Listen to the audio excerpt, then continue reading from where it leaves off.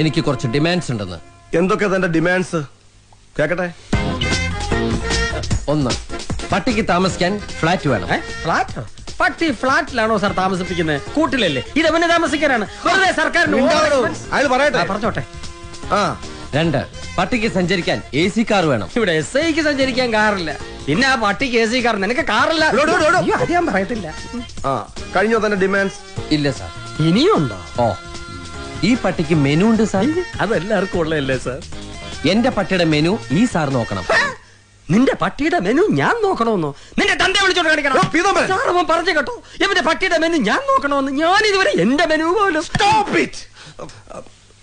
തന്റെ മെനു കാണട്ടെ. അയ്യേ സാർ ഇത്രയ്ക്ക് ചീപ്പാണോ? ഇതാ സാർ, മുട്ട, ഹോർലിക്സ്, ചിക്കൻ, മിൽക്ക് രാവിലെ. ഇതാണല്ലേ മെനു? അപ്പൊ ഞാൻ ഉദ്ദേശിച്ച സാധനമല്ല. Butter, beef,